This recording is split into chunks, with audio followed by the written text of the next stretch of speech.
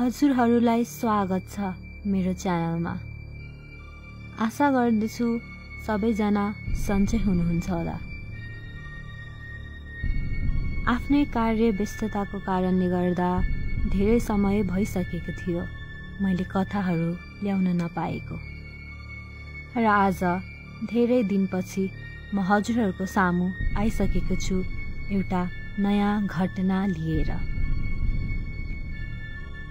आशा गर्दछु हजुरहरूलाई यो कथा अवश्य नै मन पर्नेछ भनेर। यो कथा चाहिँ रमेश जीको हो, र म यो कथा आज उहाँकै शैलीबाट भन्न गइरहेकी छु। कथा यस प्रकारको छ। म नेपालबाट लन्डन पढाइको सिलसिलामा गएको थिएँ। त्यहाँ म धेरै वर्ष बसिन। विदेश जस्तो ठाउँमा एक्लै बस्न निकै गाह्रो हुन्छ। त्यसमाथि पनि एक्लोपन। त्यही एक्लोपनको कारणले गर्दा म ड्रग्स, क्यानाबिसको सेवन गर्न पुगेछु।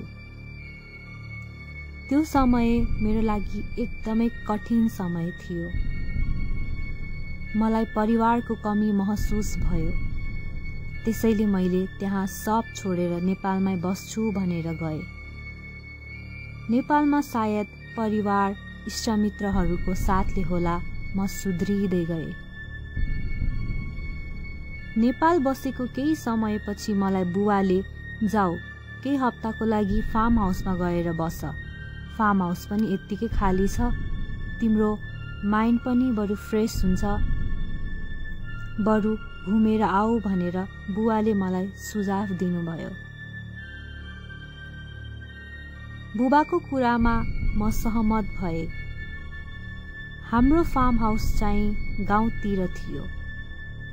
हजुरहरूलाई पहिलो प्रथम म फार्म हाउसको छोटो विश्लेषण दिन चाहन्छु। फार्म हाउसको घर चाहिँ हाईवे र फार्मको बीचमा थियो, जुन चाहिँ हाईवेतिर फर्किएको थियो। यो घर गाउँतिर घर जस्तै गरी बनाइएको थियो। जस्तै हुन्छ नि, काठै काठले बनेको, टिनको छानो भएको र 2 तल्लाको थियो। तल्लो तल्लामा चाहिँ एउटा हल, भान्सा र टोयलेट थियो भने माथिल्लो तल्लामा चाहिँ 3वटा ससाना कोठाहरू थिए। नजिकैको गाउँको मान्छेले हाम्रो फार्म र फार्म हाउसको रेखदेख गरिदिनुहुन्थ्यो। हाम्रो फार्म हाउसबाट नजिकको दोकान 10 माइल टाढा थियो भने त्यो छिमेकी चाहिँ 1 माइल पर बस्नुहुन्थ्यो। बुबाको सुझाव अनुसार म त्यहाँ बस्न जान तयार भएँ। मैले मेरो 4 जना साथीहरूलाई पनि बोलाएँ। 3 जनाको चाहिँ गर्लफ्रेन्ड पनि सँगै जानी भयो।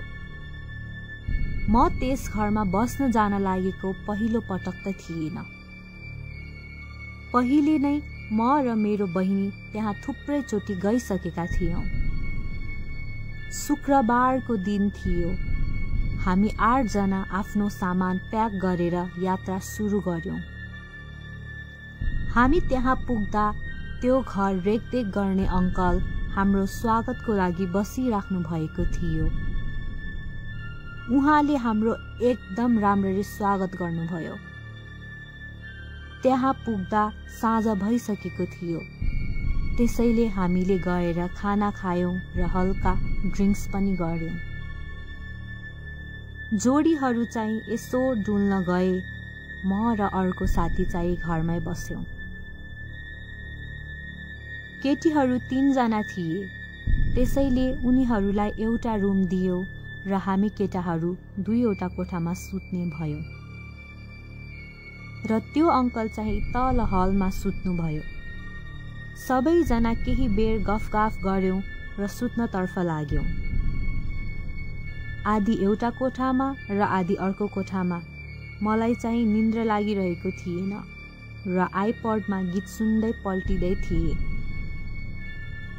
2वटा गीत सुनेपछि जब मैले हेलोइड बी थाई नेम भन्ने गीत सुन्छु भनेर थिचे तब केही अचम्म भयो।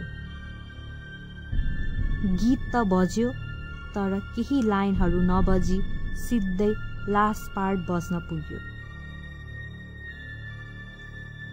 पहिला त लाग्यो कि मेरो आइपड ह्याङ भएछ कि त मेरै हातले थिचेर त्यस्तो भएको हो। त्यसैले मैले फेरि गीत सुरुदेखि बजाएँ तर फेरि त्यस्तै भयो।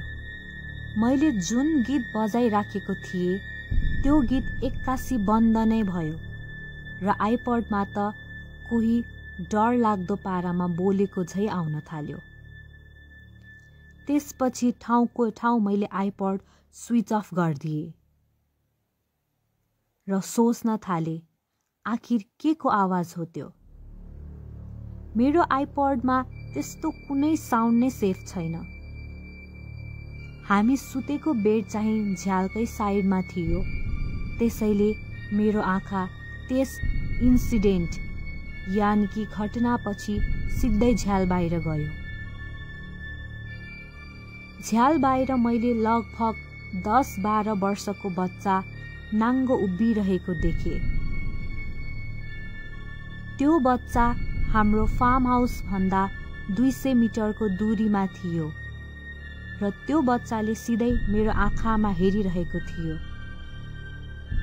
र हेर्दा हेर्दै त्यो बच्चा त्यहाँबाट गायब भयो।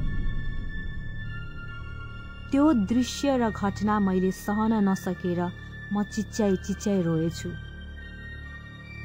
मेरो रुवाई सुनेर मेरो साथी र केयरटेकर अङ्कल दौडेर मेरो रुममा आउनुभयो र मलाई सान्त्वना दिनुभयो। मैले त्यो सब घटना सुनाउँदै थिएँ तब एउटा साथीको जोडी पनि वाकबाट फर्किए। सबजना आइसकेपछि हामी सबैजना सँगै हलमा सुत्यौँ। त्यो रात मैले बल्ल बल्ल कटाएँ। बिहान हुने बित्तिकै म उठेँ, फ्रेस भएर आँट गरेर त्यस ठाउँ जाने आँट गरेँ र यसो हाइकिङ नै हुन्छ भनेर गएँ।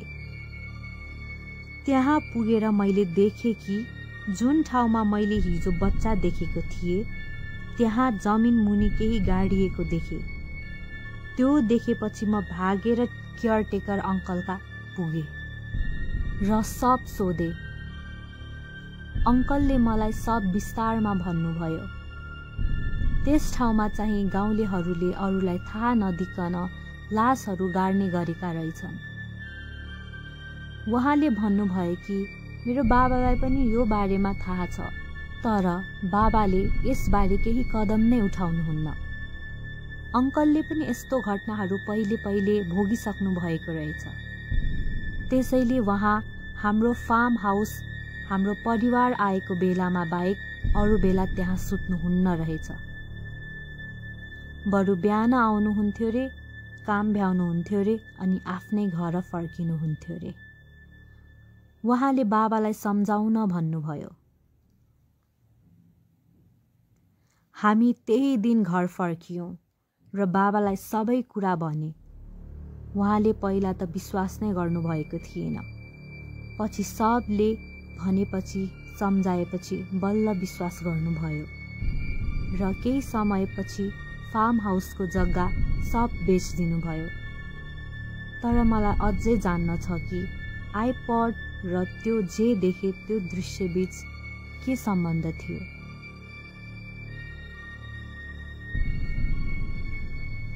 आजको कथा यति नै।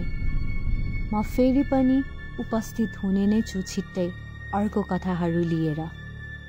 तबसम्म आशा गर्दछु हजुरहरूले यो च्यानललाई साथ सपोर्ट दिनुहुन्छ भनेर। राम्रो लागेमा लाइक, सेयर, सब्सक्राइब र कमेन्ट गर्न नभुल्नुहोला। धन्यवाद।